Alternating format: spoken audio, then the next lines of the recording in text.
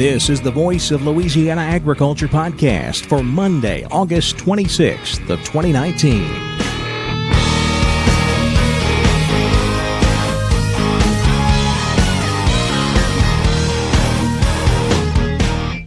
Welcome to the Voice of Louisiana Agriculture podcast, a look at the latest news in Louisiana agriculture.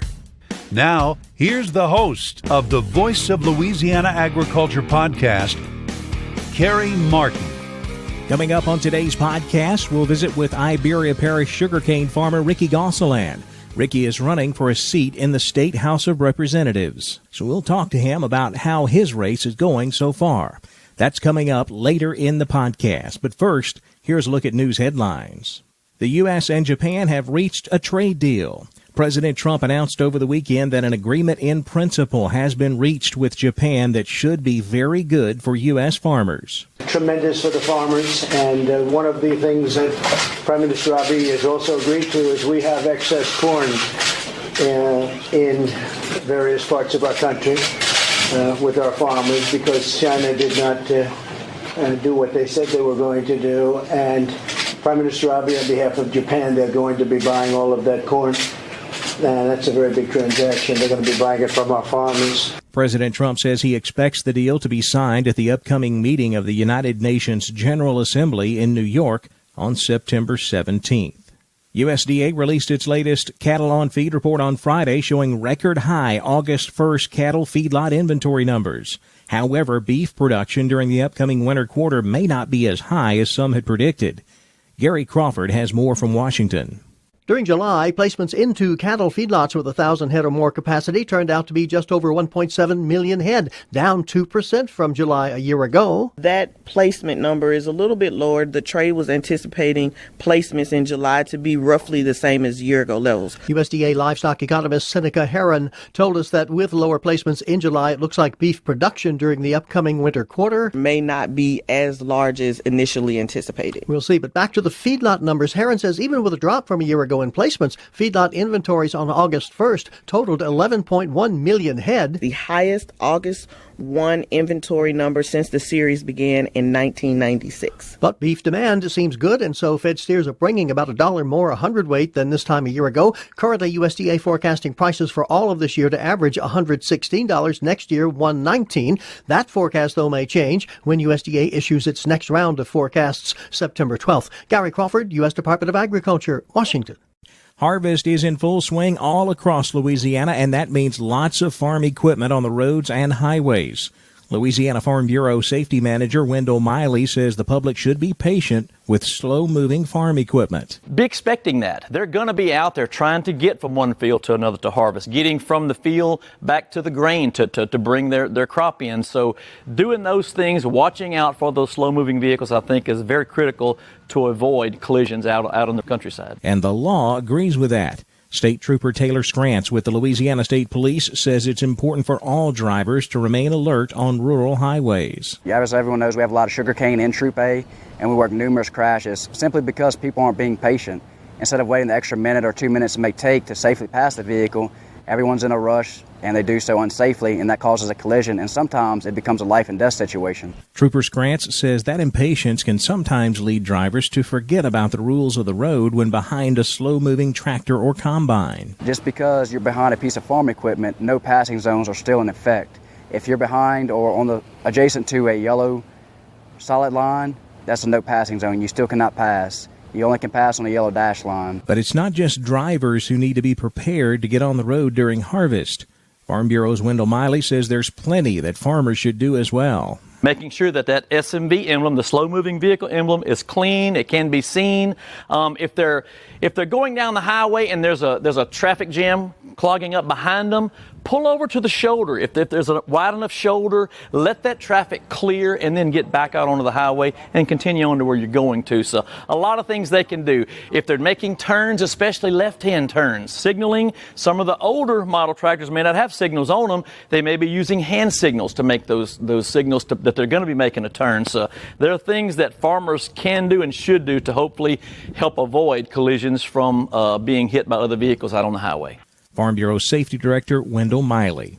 A 5-legged calf has found a home in southwest Louisiana. Matt Alexander of Hathaway told KPLC News 7 in Lake Charles that he was at an auction and no one wanted a calf that had an extra leg attached to her head. The bid started at $50. Nobody wanted it. The people I talked to said, you're wasting your money on that. It's not even going to make it. Well, 10 days later, she's doing good and healthy. She had 5 legs, and I figured, my fiance would like it. Matt's fiancée is Megan Davis. She decided to name the calf Elsie. Just you fear the worst, that she's not going to make it. She's not something that, we don't really know what was all wrong with her. But every day she surprises us. She's running around. She chases her mom. She eats off of her mom. She's got a lot of energy. Elsie is getting plenty of media attention, with her story being aired on television around the country and all over social media.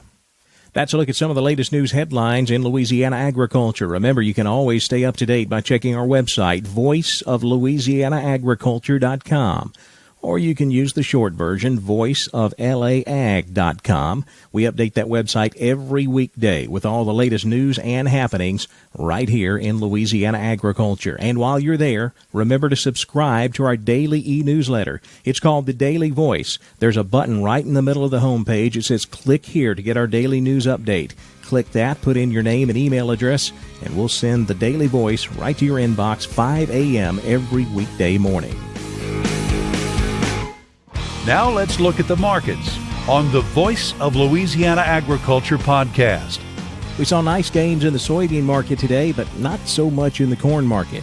Virginia McGathy is with McGathy Commodities in Chicago. I think that the news about Japan making some purchases fell on deaf ears.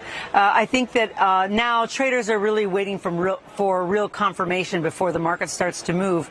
And, we are closing in on the final week of August, right ahead of the holiday. We should be really focusing on the harvest, what it's going to do, where's the weather going. And I think that everyone's kind of just watching that. And so there's a few competing fundamental news sources and things coming out with corn that really has kind of frozen the market. And so it's good on one point that it's not really like falling into, oblivion. But at the same time, it didn't really give anything a shot in the arm to really get this market moving like we had hoped. Soybeans reacted a little bit, and that's why it gained some strength, but it wasn't enough to pull corn along, and certainly not wheat. So corn and wheat are both kind of like just stuck, on the wheel for right now. So we just got to get a little more news to get a direction. Soybeans closed with double-digit gains. September beans up 10.5, 8.53 3/4.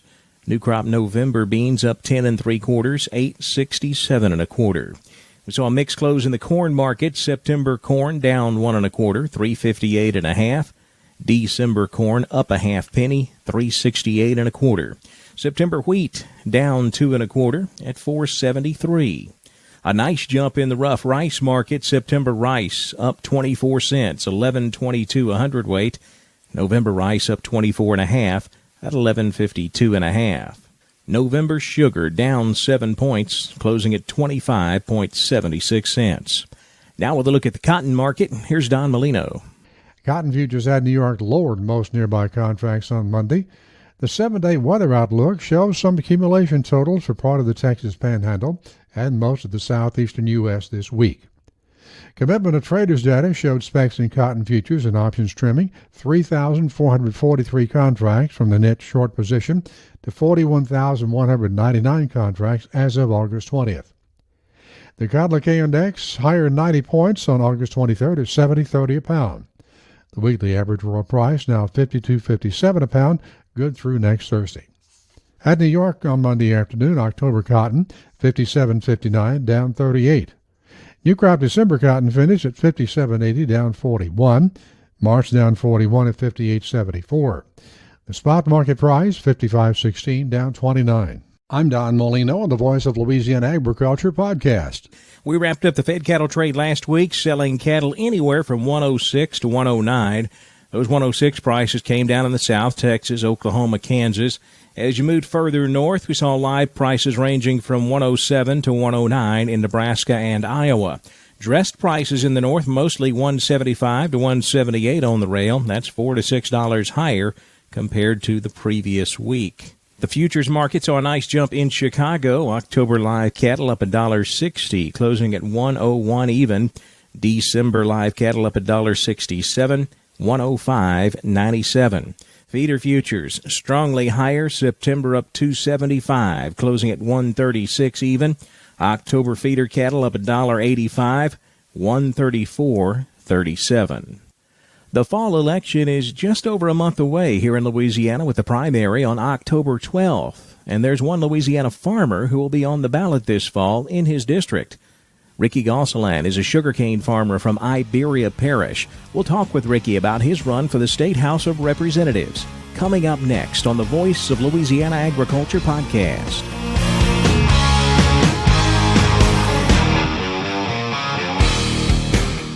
What comes out of the ground creates energy and has been a major contributor to Louisiana's economy for over 2 centuries? No, it's not oil. It's sugar. Sugarcane, sweet sugarcane. Ever since the Jesuits began cultivating sugar in colonial Louisiana, this sweet crop has had a major impact on our economic well-being. Each year, our sugarcane industry creates an economic boon of nearly $3 billion for the Bayou State. This vital business engine supports fuel and fertilizer distributors, tractor and automotive dealerships, supermarkets, and more than 15,000 Louisiana jobs.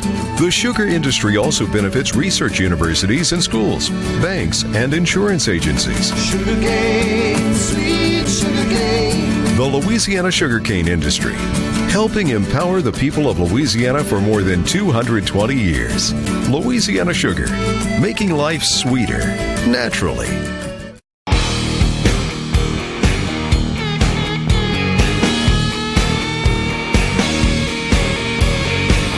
The Voice of Louisiana Agriculture podcast. We go in the field to talk with Ricky Gonsoulin. He is a farmer from Iberia Parish. Ricky, tell our listeners about your farm. How many acres do you have and in what crops? Well, we farm in Iberia Parish and St. Mary Parish. We farm 3,000 acres of sugarcane, and we do about 300 acres of soybeans other than this year with the conditions of the market. And we're looking for the future. Maybe hemp brings an alternative crop. But primary sugarcane, family farm, me and my brother, and 5th generation. And we got 6th generation on its way on the farm, and we're excited about that. Water has been the big issue for farmers all over Louisiana. It comes in a variety of forms. It can be flooding. It can be excessive rain. It can be seep water. It's affected everybody in some way. How has all of this water affected you and your farm this year? Well, I've always told people that water is, essential to any commodity that you're growing, but in excessive amounts can be harming in the sugarcane industry. So, we have flood control structures in place because we farm in lower areas. We have pumps to pump off, but, the rise in the sea level and the tides have posed significant problems to our crops, and we're having to do alternative measures to try to maintain those tides from entering our crop fields. And then when you got an excessive rain event, you got to pump them out and hold tides back water. So it's costing us more, for one thing, and it does do some damage to our crops, but properly maintained, you can still farm, but not without challenges. You mentioned that this is a year where you actually didn't put in any soybeans. Was that because of the weather issues? Absolutely. With our extensive harvest season and the wet season we had, we did a lot of damage to our cane crop. And we rotate soybeans behind cane, so it took a significant amount of more work to put those beans in. And the market didn't look quite as stable with the tariffs that were being imposed and the transportation issues. So we decided to opt out and just focus on repairing our current cane crop in the conditions we have now and get prepared for next year. And we'll look at it again next year. Well, of course, these problems didn't just start this year. They go all the way back to last fall. Did you have problems getting your cane acreage planted last fall? Were you able to get everything in with the weather issues we had back then? Yes, we definitely had problems. It was a wet planting season, and we extended that season all the way into October till we finally got it planted. But, due to the wet conditions and some summer-like heat, that we were able to sustain a crop that was really good. But challenging throughout the planting season, long and effective on labor and equipment, and had to harvest and plant at the same time. So those things present a lot of challenges and run your costs up. I've always said this, that, the farmer, in my estimate, is only responsible for about 60% of what he can and can't do with a crop. The other 30% is Mother Nature, who we don't control, and 10% is government. You recognize that fact. So you better do good with the 60% that you can do with, and make sure you do it right. But Mother Nature is the ultimate key to what a good farmer and a bad farmer. You mentioned that government plays a role in farming and what you do. That leads me into my next question. You have decided that I guess you don't really have enough to do on the farm. Yeah. You've decided to actually throw your hat in the ring and run for political office. Tell me about that. What led to that decision? Well, several years back, there were some issues in Iberia Parish that I thought we could address, and I thought that the rural voice was not being represented. So I stepped up and ran for parish council and won overwhelmingly my first round, and then succeeded with another round and ran again, and now have served as chairman, finance chairman, executive chairman, vice chairman, currently on Iberia Parish Council on my 8th term. So, with those lessons that I've learned in local government and how it impacts not only the local farmer but the other constituents in the area, but what drastic impacts does government have on the farming community. And while we're missing voices that represent those messages, I think it's time for some of us farmers that can and will and have the willingness to do it to step up to the plate and represent us. And I think we've recently announced that we're going to run for state representative, which is termed out by Taylor Barra, the Speaker of the House, who has some really big shoes to fill. But we're willing to step up with an unoccupied seat, and we have a voice of the rural community to step up and say, hey, you know what? Agriculture matters in Louisiana, and we better take care of them. How important is it that farmers like yourself get involved in the political arena? Maybe not necessarily running for office like you are, but there's a lot of things that farmers can do to get involved. How important is that for farmers and agricultural professionals to do? Well, you often hear about, farmer advocacy and the voice of the farmer. Well, like Farm Bureau, like we're here this weekend. If it wasn't for the American Sugarcane League, Farm Bureau, and those type of organizations to pronunciate our voice out to where we can be heard, then we wouldn't be here today. So those organizations can't do it without people.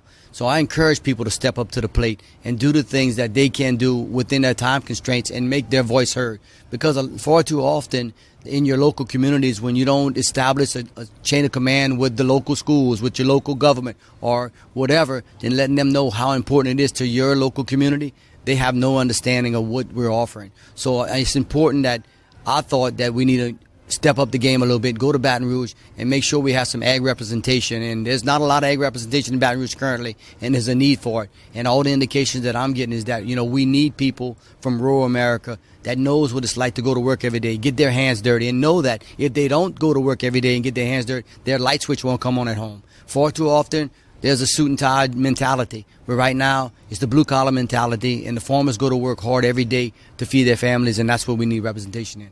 Iberia Parish sugarcane grower Ricky Gonsoulin, running for state representative.